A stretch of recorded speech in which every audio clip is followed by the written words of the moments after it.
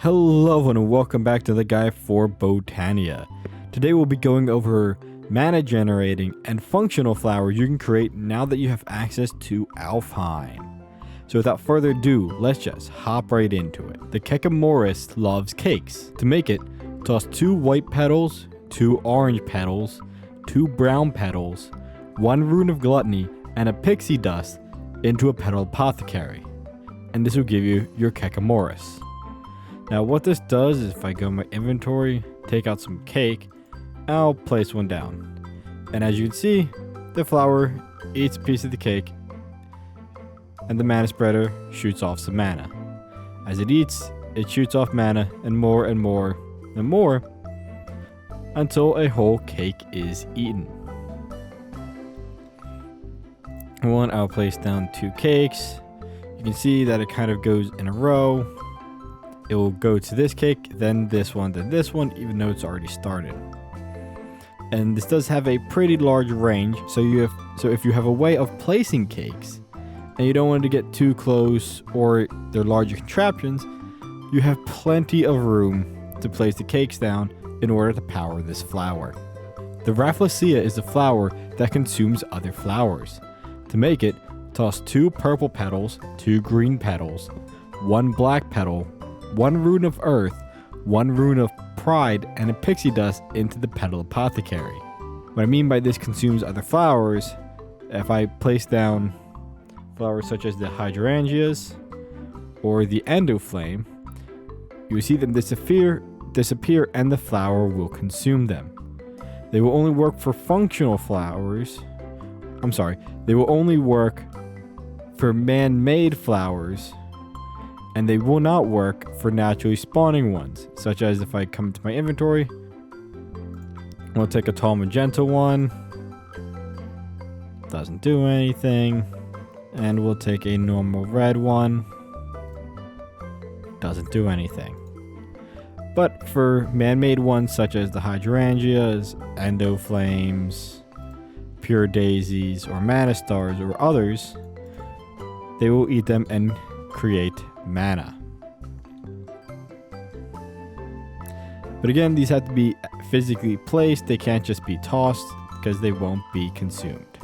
The Shulk Me Not generates mana from shulkers. To make it, toss 2 purple petals, 2 magenta petals, 1 light gray petal, a Gaia spirit, a rune of envy, and a rune of wrath into a petal apothecary. This will generate mana from a shulker hitting another creature. It will kill both of them, but it will also generate large amounts of mana with it. So as you can see, I have a shulker and I'm about to place down a zombie. These two don't naturally fight each other in the wild unless for some reason they hit each other. But I'm using the addition of another flower I will go over in a moment to actually, make this happen. Now the important part is the shulker and the other creature must be within this circular range of the actual flower. So I've placed down our zombie. See it burning, but it goes to fight. If our shulker will attack, you can see they disappeared. The Shulk Me Not had an animation, and now it is firing mana into that mana pool.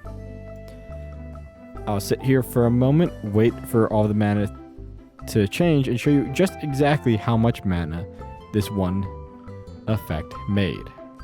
So now that our flower and spreader have completed or empty of mana, you can see for one flower generating that much mana from a single, I guess you can say, reaction isn't too bad. The Spectrolus generates mana from dyed wool. To make it, toss 2 red petals, 2 blue petals, 2 green petals, 2 white petals, 1 rune of air, 1 rune of winter, and 1 pixie dust into a petal apothecary. This flower will eat colored wool, but will only generate mana from a specific color. When it consumes the desired wool, it will switch and only generate mana from the new color. But the Spectrolus will follow an order, and when it eats one, it will go to the next one. So as you can see in front of me, it currently says white wool. So if I take my white wool and I toss it, it generates mana. Now it says orange wool. Then we go orange. It will generate mana. It says magenta. Now it says the light blue, but let's just say I don't have light blue. So let me give it another white. Well, it disappears. But it doesn't generate mana. So you do have to go in the correct order. And as you can see, I'm just tossing it wool and it is generating mana. That's because the order it follows is actually a somewhat simple and or straightforward one. It goes white, orange, magenta, light blue, yellow, lime, pink, gray, light gray, cyan, purple, blue, brown, green, red, and black. So now that I put my gray in, if I swap it with this second row of wool I have, it will go light gray, cyan, purple, light blue, blue, brown, green, red, and black. If I look at it again, it is back up to white. Though this might not generate as much mana per interaction as the Shulk Me Not, or maybe some of the others, but it is very predictable, and if you have a way of creating these dyed wools, whether they are from just shearing sheep, and having them enter this in the correct order, you have a very good steady stream of mana.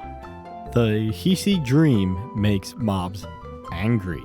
To make it, toss 2 magenta petals, 1 purple petal, 1 pink petal, 1 rune of wrath, and 1 pixie dust.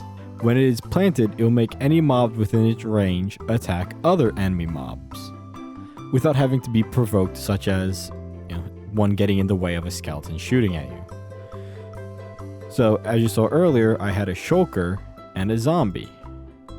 And when they fought, they fought even though they don't normally do that. That's because I used a Heisei Dream. And now that it is up there, it doesn't... Well, there we go. Now they are fighting again. So if I want, I can toss a skeleton in the mix.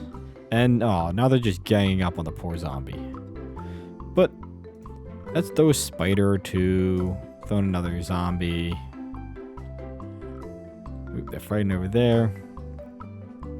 Skeleton, another shulker. And as you can see, they're all fighting each other. Now, when they kill each other, they don't generate experience, but they do drop their items. So if you toss a hopper hawk in here, you have a nice mob farm where they're basically just fighting each other.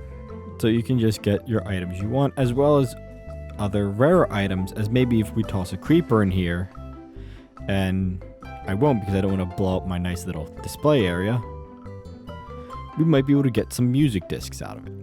The Loonium drops sweet loot for a cost.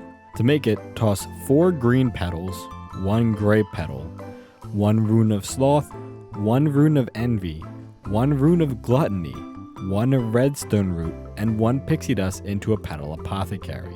What I mean by this is that if this flower is provided mana, it will spawn more powerful mobs that when they're killed, they will drop loot from dungeons. But again, this can be any loot from dungeons. So you can get stuff such as music discs, overgrowth seeds, or you can just get wheat, gunpowder, some string. So it does vary, who knows what you could get. If you're playing some mod packs where there are some harder items to get, then this is the flower for you. It is also redstone controlled. So if you apply a redstone signal to it, it won't spawn any mobs. As you can see, I destroyed the lever, and now mobs are spawning. And it can also spawn creepers, so you do need to be careful when and where you're doing this. So if I just go and I start taking some of these out, you see that one dropped. Ooh, I got a bottle of mana and some beetroot seeds. I'll clear out all these boss mobs and we can go over what loot I get from them. So that's the Loonium. Sometimes they drop good stuff like golden apples, sometimes you just get some extra strength. The Orchid creates overworld ores. To make it, toss 2 gray petals, 1 yellow petal, 1 green petal, 1 red petal, 1 rune of pride, 1 rune of greed, 1 redstone root, and a pixie dust into a petal apothecary. Now that I have the flower out, I have it supplied with mana. If I place stone around it, it will eventually turn this stone, as you can see there, into different ores. Now, the ores it turns items into depend on the actual rarity of the ores. The more common the ore, the more likely you are to get it. The rarer the ore, the less likely you are to get it. As you can see, the 4 ores I've got, actually the 5, all of them have been coal, and that goes 6 for 6.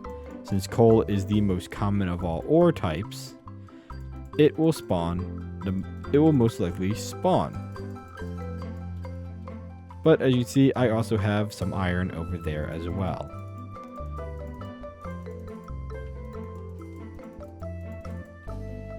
So as I now fly up, you can see that any of the stone within this range will randomly turn into an ore.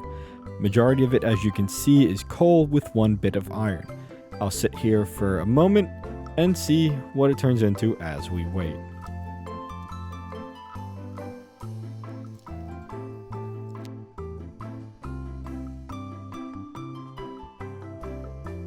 Now that my flower has finished, you can see that I have not been the luckiest in this endeavor.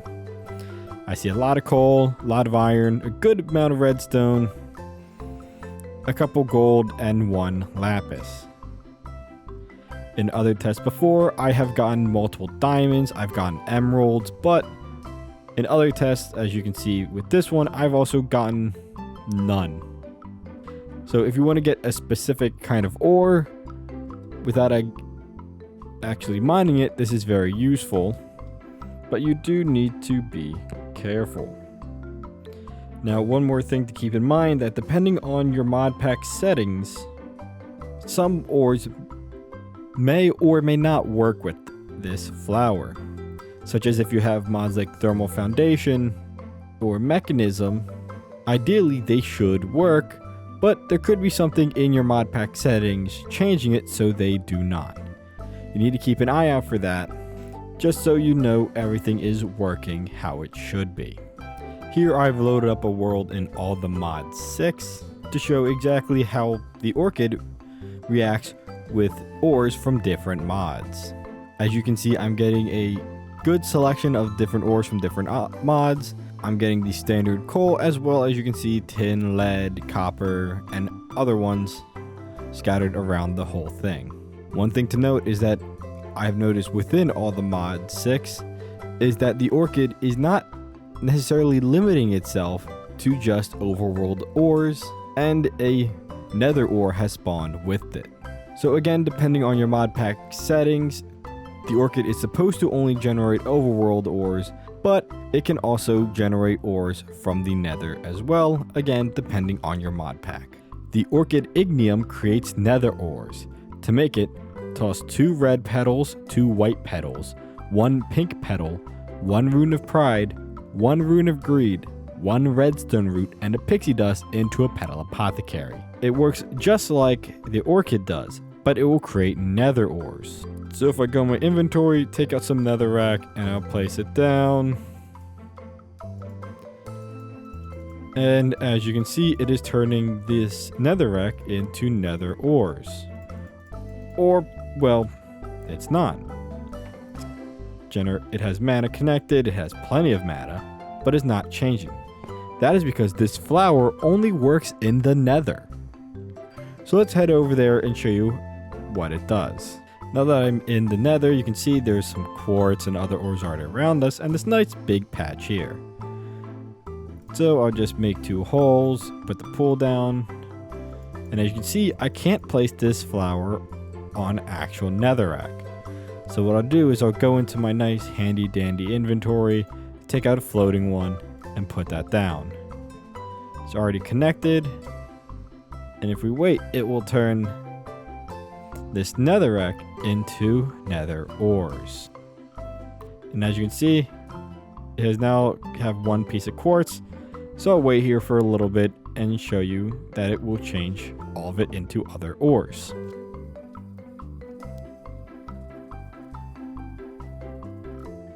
And I've let this flower go for about 3 minutes right now.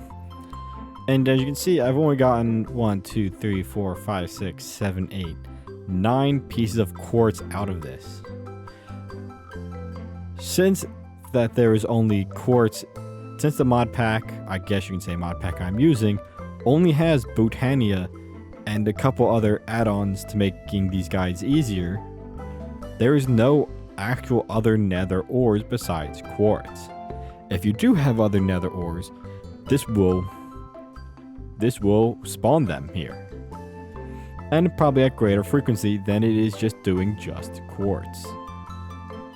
So keep that in mind as you're using this flower, because again, depending on the mod pack settings, some it will work with, some they might have it disabled. In all the mod 6, you can see that I have this large area of netherrack with the Orechid Ignem in the center, and as it starts to process, you can see something very interesting happening, and that is that we're getting quartz and a lot of overworld ores. Not any overworld ores, specifically Certus quartz and charged Certus quartz. Now I've tested this on 5 different occasions, and everything I'm seeing, at least in all the mod 6, it is spawning a lot of Certus quartz. I'm not sure why. I have searched the nether and I couldn't find Certus quartz. This could be something in the configs, so be careful when you have this set up in the nether. You might not get the ores you are looking for. The Spectranthemum teleports items. To make it, toss 2 white petals, 2 light gray petals, 1 cyan petal, 1 rune of water, 1 rune of envy, 1 redstone root, and 1 pixie dust into a petal apothecary. When planted, you can link this to another block and it will teleport any item that falls within its range to that block. To show exactly what it does, I have a hopper on top of this chest. But you know what? Let's move it over here. Now what I'll do is I'll take a grass block and then I'll place it on top of the hopper. In bind mode, I will shift right click the flower and then the grass block. You can see that they are now connected. So I will destroy the block. And now whenever I toss an item within this range, it will teleport and land right in this area where the block used to be. Now this flower does have a range of 12 blocks that it can teleport. And there are a number of items that it can't actually teleport. So any items containing mana or items that have been teleported using a Spectranthemum will not be able to be teleported again by the flower. So keep that in mind when you have systems set up. You can't just go flower to flower to flower to flower and just have items teleport around. They do need to actually end somewhere. But they can then get you to a hopper to send to a hopper system that can then be use a dispenser to then toss it out and then just to be transported again. So now that lets me go in my inventory and I'll just start, let me take a step back. I'll stay within range but not get too close. And let's just start tossing stuff. As you can see on the corner of my screen, they're disappearing here, teleporting up there, and falling into the hopper. Let me just get rid of the rest of these. And now I'm just down to the essentials. And if I go over here in the chest, you can see all of the items are now in here. So this is a good way for creating short range organization systems or just making kind of a dump chest to then put it into your organization system or computer. The Bubbell creates an air bubble. To make it, toss 2 blue petals, 2 light blue petals, 2 cyan petals, 1 rune of water, 1 rune of spring, and 1 pixie dust into a petal apothecary. When it's placed and supplied with mana, it will create an air bubble that is 12 blocks radius centered around the flower. And as you can see, I am currently in a underwater temple with... Oh, the boss was over there for a moment. Oh. But you can see I have a floating Bubbell because, as you would guess, the normal flower won't work underwater. So if I now link it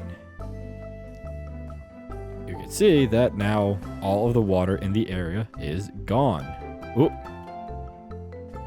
So you need to be careful because since it's all gone, now I've just fallen into the water. So I might have a little difficulty going around even though I'm in creative.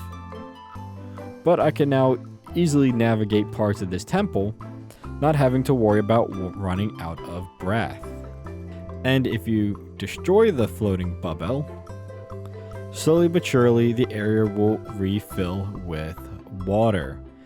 It's not instant and will actually take a decent chunk of time, but the majority of it will be back somewhat quickly. Oop, I keep falling. So it doesn't get rid of the water, it just displaces it for a moment until the flower is gone or it runs out of mana. So that's another thing to keep track of. Now you have all you need to continue your journey through Botania. That is all I have for you today. If you enjoyed this video, please leave a like and subscribe to the channel for more Minecraft guides and the occasional other video. But thank you all for watching, and I hope you have a good day. Bye!